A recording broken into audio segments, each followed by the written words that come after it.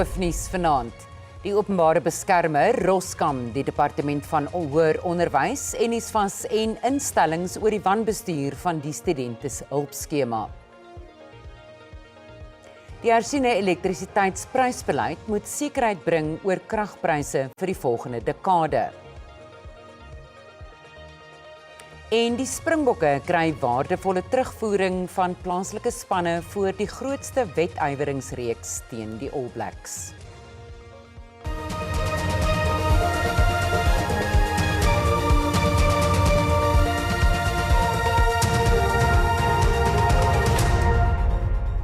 Goeienaand en welkom by die nuus in Afrikaans.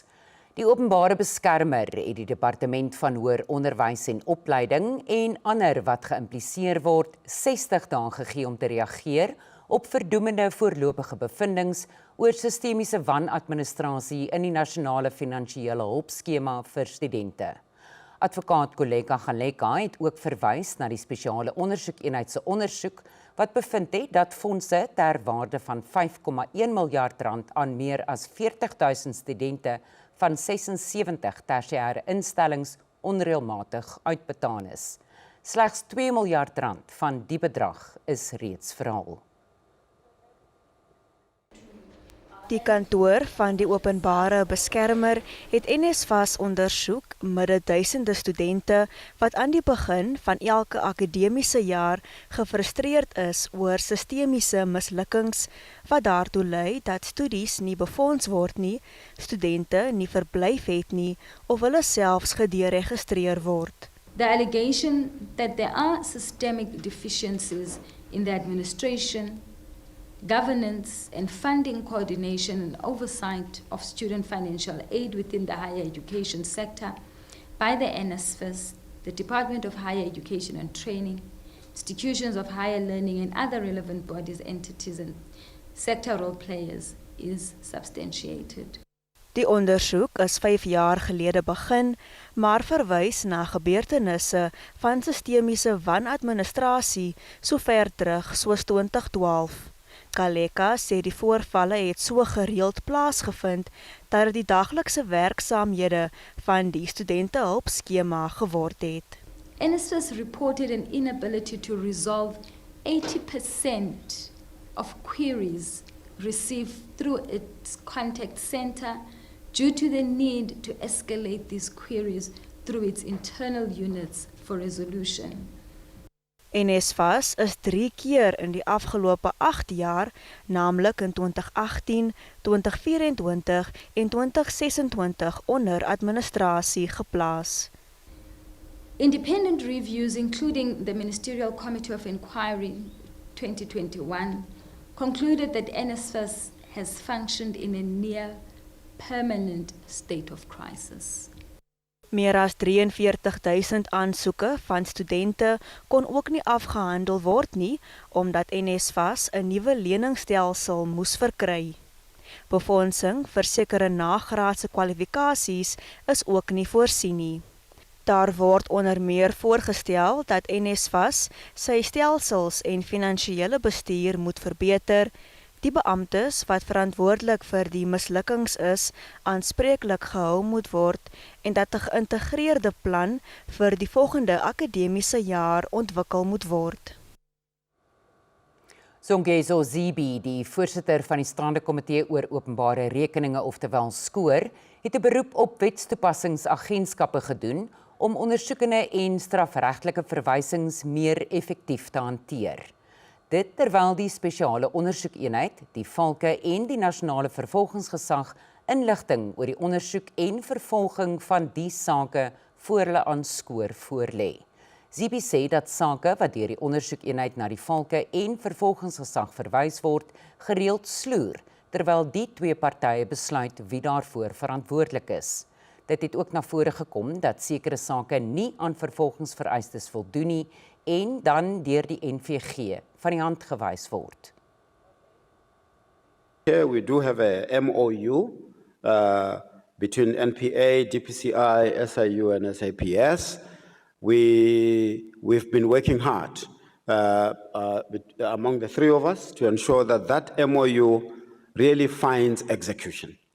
Because as we speak, the law as it is at the moment, we have to make sure that we implement it as best as we can, so that the referrals that are made to NPA have to be progressed in a manner that serves the public interest. In terms of trying to improve the processes, in our referral letter, we have put in a paragraph where it says, after 90 days, please tell us what happened to this matter, so that we can able to track accountability as to what happened to some of those matters.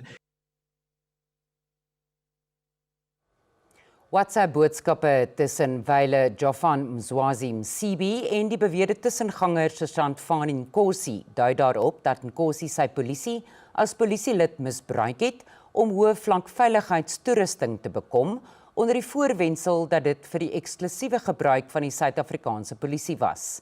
Dit het aan die lig gekom by die sitting van die Matlanga-kommissie. Bewyse dui daarop dat Msibi en sy besigheidsvennote die moduele onderskeppingsapparaat aan Eswatini wou verkoop. Now, the kingdom to which Sergeant Nkosi is referring is the kingdom of Eswatini. And what will emerge is that Mr. Msibi, Sergeant Nkosi, and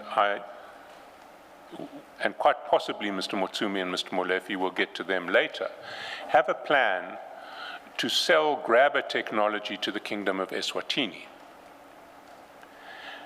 Now, of course, that's not what the Czech Republic has been told at all. The Czech Republic has been told that this is a demonstration for the South African Police Service.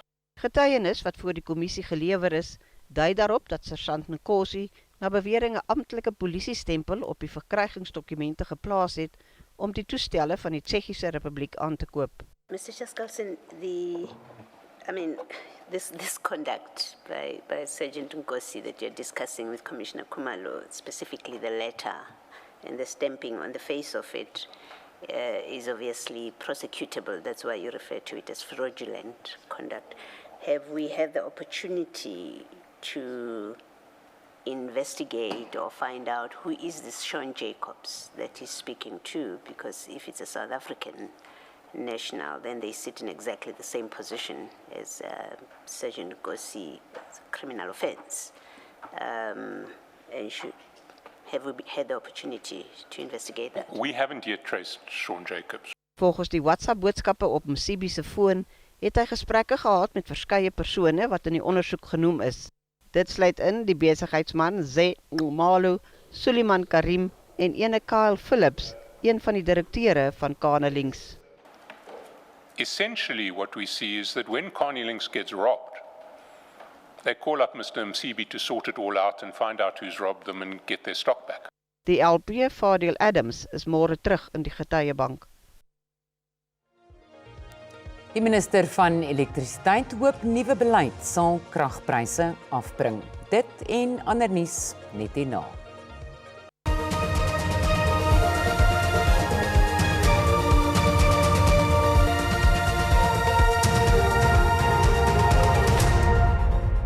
Welkom terug. Die minister van elektrisiteit, Dr. Gosienso Ramaggopa, sê die hoë elektrisiteitskoste ondermyn die mededingendheid van nywerhede en ontneem huishoudings van besteedbare inkomste. Ramaggopa hoop die hersiene elektrisiteitsprysbeleid sal help om verborgde koste te verminder en die las op verbruikers te verlig. Die voorgestelde beleid sal Vrydag vir openbare kommentaar gepubliseer word.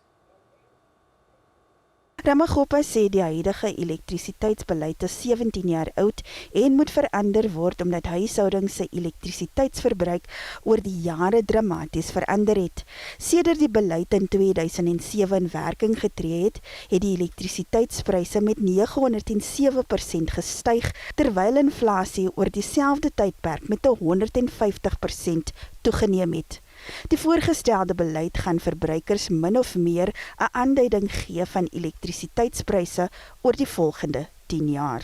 NERSA will be required to publish a 10-year price forecast. This is important because for heavy industries, when people want to make significant investments in the South African economy and they're investing in a sector that relies on electricity, they want to compute their return on investment. Die aankondiging kom in lig van die elektrisiteitsverhoging wat in Julie in werking getree het. Another area that the minister focused on was expanding the special pricing agreements with the entire smelting industry. At the moment, this special low tariff of 62 cents per kilowatt hour, which is well below cost, is only being offered to two smelting companies.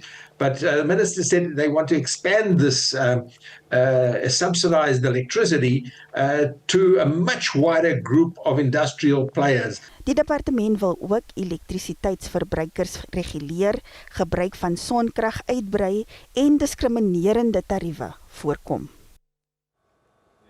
Die parlementêre portefeuljekomitee oor basiese onderwys verskerp sy stryd teen die Wes-Kaapse Onderwysdepartement oor beweerde rasvoorkeur.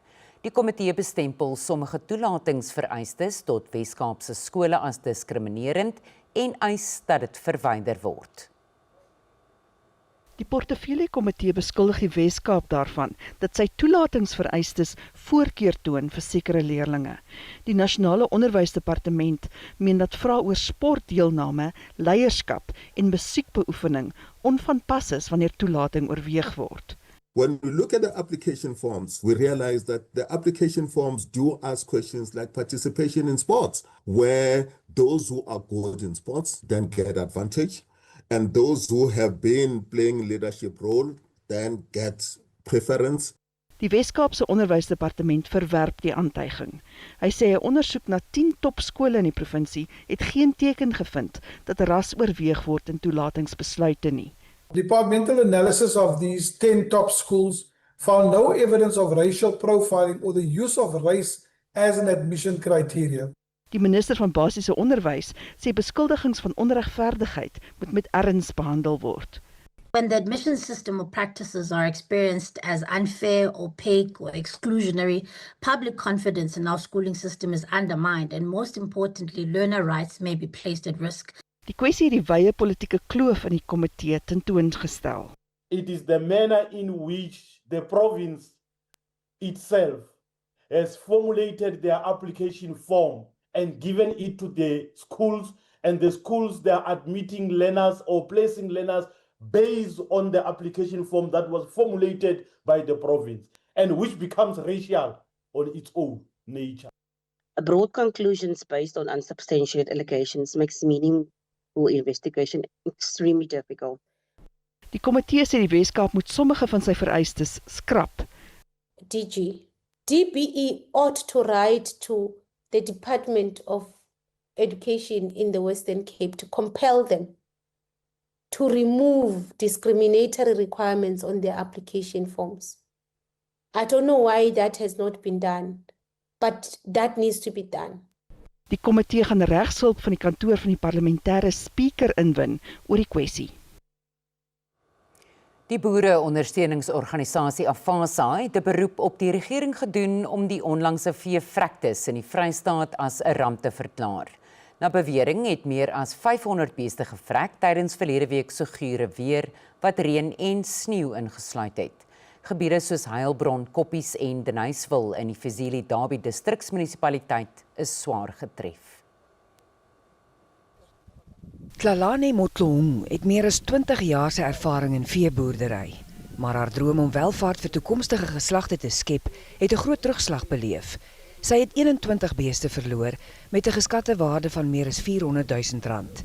Sy het 'n beroep op die provinsiale departement van landbou gedoen om in te gryp. As 'n gemeenskapsboer boer ek op grond wat aan die munisipaliteit behoort. My enigste wens is dat die departement vir ons 'n stuk grond op 'n plaas sal gee, want dit sal makliker wees om my diere te bestuur. Ek het 21 beeste verloor. Ek is diep bedroef. Afasa het die boere met aanvullings gehelp. We as Afasa, our intervention as well is to ensure that we also assist them with supplements, your leeks, your medication, that will boost the minerals on the cattle. Those cattle, some of them we have heard from the animal technician that they died because of there were deficiencies in their body. Die provinsiale departement van landbou is besig om inligting oor die boere wat geraak word in te samel Die departement en Afasa gaan môre ander gebiede besoek wat deurgeloop het, soos Koppies en Denysville. Die stryd teen misdaad kry 'n opstoot met die bekendstelling van die prokureurs in polisiekantore projek in Mitchells Plain op die Kaapse vlakte. Die projek is in samewerking tussen die Wes-Kaapse regering, die Suid-Afrikaanse Polisiediens en die Switserse globale inisiatief teen transnasionale georganiseerde misdaad. Voltydse regspraktisyns sal in polisiekantore gestasioneer wees vir raad aan die polisie en die gemeenskap. Regslei kan volgens die projek polisielede bystaan wanneer hulle verklaringe afneem en aanklagte saamstel. Volgens die inisiatief is die verklaringe wat geneem word wanneer misdade aangemeld word en waarskuwings aan verdagtes uitgereik word, die grondslag vir suksesvolle vervolging. We began the process in Grassy Park, as Advocate Picoli said. We conducted an evaluation. The evaluation showed very good progress in terms of statement quality, engagement with the NPA, training of front-end officers. We need to collect more data over time to show success. It helps direct people to the correct process the first time. Before small issues become the delays, the extra costs or the duplicate work that ripple further down the line. So when I sit with an officer over a statement or talk through what's needed for an affidavit, we are doing more than just processing paperwork. Giving officers a legal partner to lean on lets them keep doing what they do best, which is policing. Ongeveer 1500 sake word maandeliks by die Mitchells Plain polisiekantoor geopen. Te veel van die dockets word uitgegooi in die hofstelsel. Miskien was dit nie ordentlik uitgevul nie. Daar was 'n probleem in die proses van die docketformasie en nou hierdie prokureur help met daai proses. Ons weet dat in ons hofstelsel van ons ernstige sake, ons sien nie eers 5% wat eintlik op eindig in 'n besluit waar iemand nou 'n tronk toe gaan of daai proses afgehandel word. Baie van daai dockets word uitgegooi. Samewerking tussen rolspelers is noodsaaklik om sterk, vervolgbare sake te bou, veral in gebiede wat getuister word deur geweldsmisdaad. Dit is altyd 'n geval waar mense komplein om te sê die saak is withdraw, die saak is uitgestel of die saak is uitgegooi. En dan as ons dieper kyk in hoekom die saak uitgegooi is dit omdat net deur 'n statement, die first point, want jy kom na die polisiestasie toe om 'n statement te maak teen 'n gegeewe persoon en dan word die saak teruggetrek of die saak word uitgegooi omdat dan die spelling is soms verkeerd of die oordra van die saak is nie goed gedoen nie. Die projek sal binnekort uitgebrei word na Stellenbosch, waar dit deur die private sektor befonds gaan word. Vanessa Puna, SAK nuus, Kaapstad.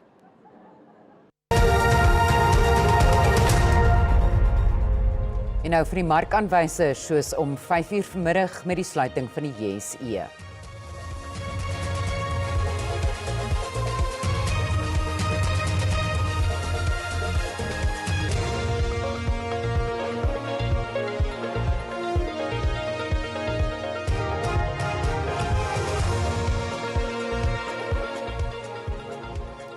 Die Springbokke kry raad van plaaslike spanne. Dit en ander sportnuus net hierna, bly ingeskakel.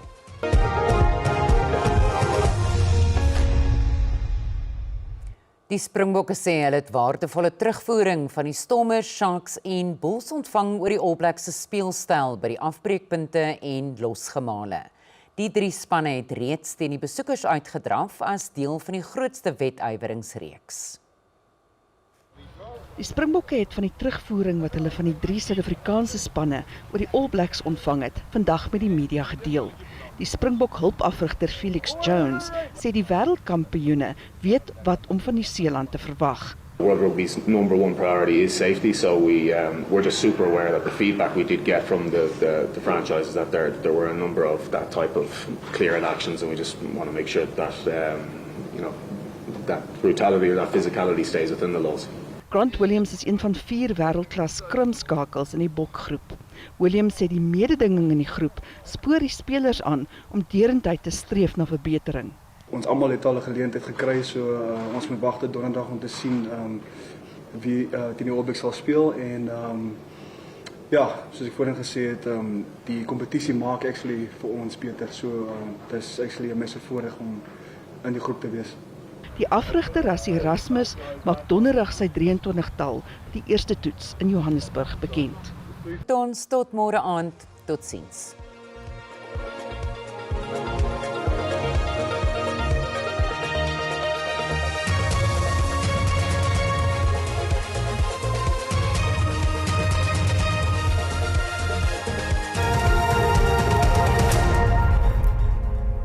Goeienaand en hartlik welkom. Kom ons kyk wat die weer vir ons inhou. Wat vandag gaan betref, bewolkte toestande kom voor allangs die kus met enkele buie in dele van KwaZulu-Natal, asook in die noordoostelike dele van die Oos-Kaap. Lig tot matige wind kan ook verwag word langs die kus, asook in die binneland. As ons kyk na môre, enkele buie kom voor langs die kus, asook in grensende binneland van KwaZulu-Natal, asook in dele van Mpumalanga. Kom ons kyk nou wat ons minimum en maksimum temperature vir ons inhou. In Gauteng 'n warme dag kan verwag word. Pretoria en Johannesburg se maksimum 27 grade. Vereniging se minimum is 4 met 'n maksimum van 25. In Limpopo 'n warme dag kom voor. Messina se maksimum is 26 grade met 'n minimum van 9. Polokwane se minimum is 7 met 'n maksimum van 26. In Mpumalanga 'n sonnige dag kan verwag word, anders ook warm. Secunda se maksimum is 26 grade met 'n minimum van 5. Standerton se maksimum is 25. Dan beweeg ons kuslangs na KwaZulu-Natal. Enkele buie kan verwag word, ander koel tot warm. Kokstad se maksimum is 27 met 'n minimum van 8. Durban se minimum is 16 en 'n maksimum van 25. In die Oos-Kaap 'n warme dag kan ook verwag word in hierdie provinsie. Willowmore 'n minimum van 7 en 'n maksimum van 25. Gqeberha se maksimum is 26 grade. In die Wes-Kaap 'n koel tot warme dag kan verwag word. Vredendal se maksimum is 27 grade met 'n minimum van 10. Glen William se maksimum is 26 en 'n minimum van 11. In die Noord-Kaap 'n warme dag kom voor. Die kook styg tot 32 grade in Appington met 'n minimum van 9. Kimberley se maksimum is 29 grade. De Aar se maksimum is 27. In die Vrystaat 'n warme dag kan verwag word. Welkom in Bloemfontein. Welkom se maksimum ieder 27, Bloemfontein se maksimum 28 met 'n minimum van 7. Dan laastens Noordwes, 'n sonnige dag kan ook verwag word in die provinsie. Dit is ook warm. Mahikeng en Ottosdal het 'n maksimum van 27, Vryburg se maksimum is 29 en 'n minimum van 7. Dit is al van ons hier by die weersentrum. Geniet die aand.